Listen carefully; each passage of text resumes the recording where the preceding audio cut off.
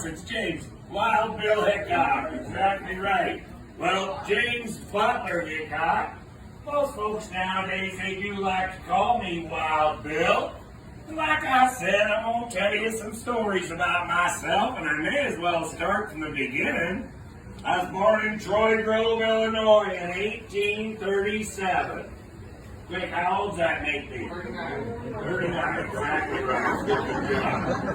Well, anyway, when I was just a kid, I grew up in Troy Grove, but I really didn't make much of a name for myself there. I mean, I did get good at my shooting because I practiced all the time, but you probably wouldn't recognize me until about 1865. Now, the Civil War had just ended. Well, I did fight during the Civil War. I was a scout, a spy, and a sharpshooter for the Northern Army. But when the war did end, I was just like everybody else. I needed work. So I took off looking for work. I headed west. I didn't get too far west before I stopped in my first town, a place called Springfield, Missouri. Now, Springfield, more of just a stopping point for me, but I did find a card game right away, and if you don't know anything else about me, surely you know that I ain't passing me up a good game of poker. Now, in this game, I played with a fella by the name of Davis Tutt. And Davis, he was a southern boy, and of course I fought for the North during the war, so how we got along well enough to sit across the table from each other, I have no idea. Man, that guy really did not like me at all. But we managed, and we did play for a couple days anyway, and well, unfortunately, I ended up owing him about $35. Now, $35 being quite a sum of money that I didn't have, and Davis really wanted some collateral. Well, I didn't know what I was going to do.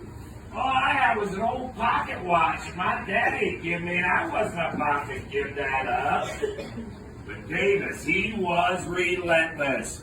He wanted something to ensure him that he was going to get his money back. So, reluctantly, I did end up giving him that pocket watch, but I told him, I said, now Davis, don't be going around telling everybody how you took that from me in a card game, because that ain't how it happened. That watch means a whole lot more to me than $35, and I'm getting it back. Well, the very next day, here's Davis Tutt in the streets of Springfield, swinging that watch around, bragging to everybody, taunting me with it. Well, I yelled at him across the town square, told him to knock it off, but he didn't want to win. Then what's he do? He pulls out a gun and he takes a shot at me. Landed right at my feet. Well, if you know anything about the West, you don't take a shot at somebody unless you expect one coming right back at you. And I don't miss. I lined up at Davis 75 yards across that town square with my .36 caliber black powder pistol. Bang! One shot right to the heart. Well, the authorities there in Springfield were none too happy with me shooting a fella down in their streets. And they arrested me. They told me that I was liable for the death of Davis Tutt. Well, I said, what about self-defense? He shot first. Yeah. All the witnesses on his side said he was just funning around. He wasn't really shooting at me. You know, I'm quite sure he doesn't think it's too fun anymore. Well, the judge saw it my way. Self-defense. I was acquitted there in Springfield. But I did figure it was about high time I got out of town. Now, as I'm leaving town, I run into another fella who just happened to be at that gunfight, and he saw the whole thing. He was a writer by the name of Henry Nichol. Now, Mr. Nichol, he wrote for Harper's Monthly, he wrote on them dime novels out on the East Coast, said he wanted to do an interview with me. Said the people out there, they needed a hero of the new frontier, and Well, I guess he's going to make me it. Now, in this interview, I did tell him some stories about myself, and yeah, maybe I did exaggerate just a tad, but not nearly as much as he did. By the time he told that story, he had me killing around 200 people. Can you believe that? It was more like less than a half a dozen at this point. But it did make me famous. I went from being James Butler Hickok to being Wild Bill Hickok, the Prince of the Pistoliers, the greatest gunfighter the West had ever seen. And while the fame was nice, it kind of put a target on my back. Now every guy that had a gun wanted to be the guy that shot down the greatest gunfighter. Well, I had to be extra cautious from then on. Now, still need to get out of Springfield. Though acquitted, they were not headed west again. Oh, I traveled across Kansas doing odd jobs just to survive. I drove a little freight for a while, scoured all over that place with the likes of the 7th Cavalry and the 10th Cavalry. As I'm out there scouting for them boys, well, I noticed a lot of small towns were sprouting up out there. Yeah, it seemed like everybody just kind of headed west on this big land grab, you know? Well, it also seemed to me not a lot of them towns had any law in them to speak of. That gave me the idea maybe I should be a lawman. Yeah. So that's what I did. And I cleaned up a lot of towns across Kansas. Places like Fort Riley, Wichita, Hays City. Oh, a couple more. So I ended up in Abilene, Kansas. Now, see, Abilene, it was a rough cattle town. One of the roughest there was. The cattle drives, they come through there, bring all sorts of outlaws and ruffians with them. They'd shoot up the town, scare the daylights out of the good folks there just trying to make a life for themselves. The people at Abilene, well, they were more than happy when their great Wild Bill Hickok had taken the job as a marshal and was going to clean that place up. I got there, I laid down some new ground rules. Do not bring your guns to town.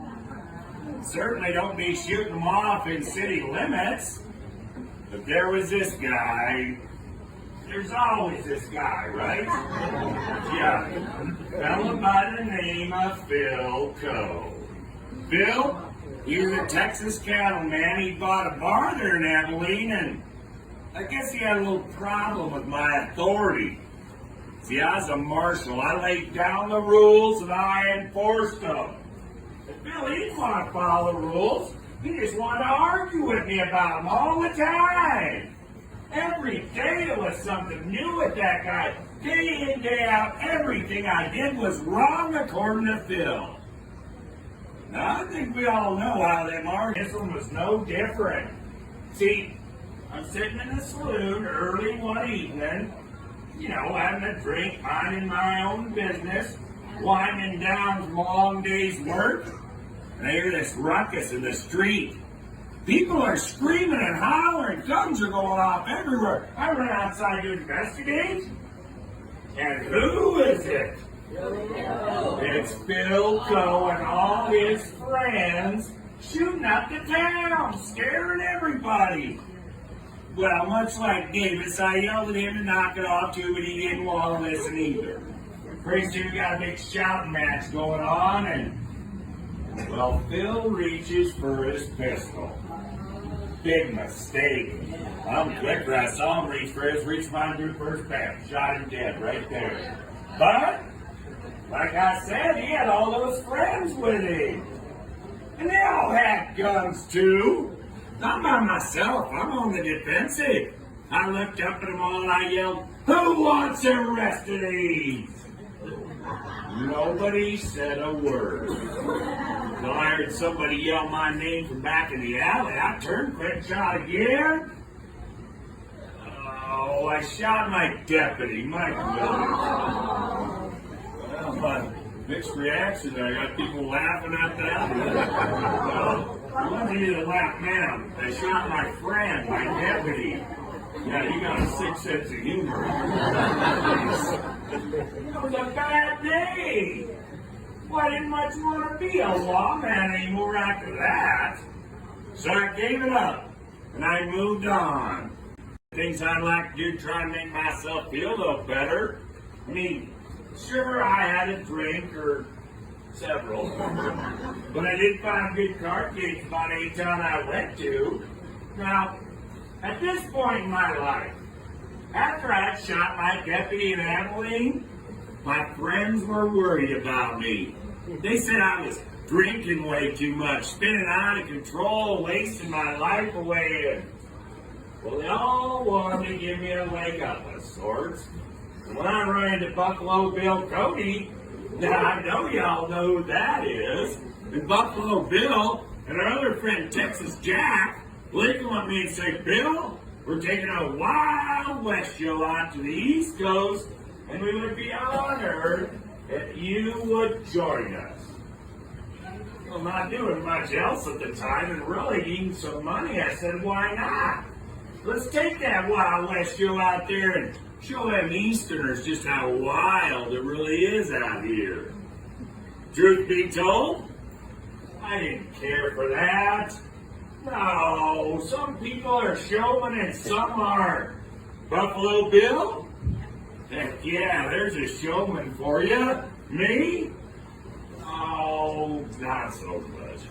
You know, I did get into a little bit of trouble out there. See, my friend Buffalo Bill, he didn't think it was right that I was drinking and carrying on during the shows, and, well, he took my liquor away. I'm here to tell you, that made me rather ornery. I shot the lights out of Madison Square Garden, shot a couple of extras with blanks, and started their pants on fire because I thought it was funny. Yeah, they didn't.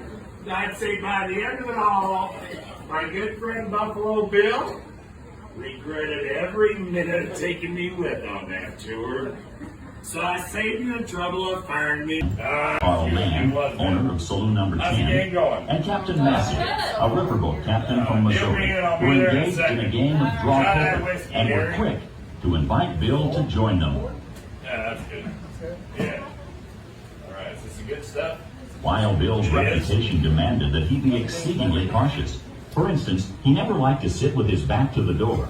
The vacant seat was so located, and a lively debate between Charlie Rich and Bill resulted in an attempt on Bill's part to get Charlie's chair. Charlie, what are you doing in my chair? This is my chair. No, it isn't. Hell yes, it is. No, it isn't. Bill was not you know I given said it is. get and out. grudgingly, No. with great hesitation, took the My empty chair, chair. and I'm winning. But after a few minutes, he stood up and again asked Charlie for his chair. Take it, Charlie. I can't sit here. You know it. Now get out of that chair now. It's Bill my didn't win lucky this chair argument tonight, either, and on this rare occasion, he settled down, sitting with his I'll back take to the your money and door. I'll take your chair. Wariness, though, kept Bill alert, for all knew him to be a left-handed drinker, leaving his right hand free to handle his pistol.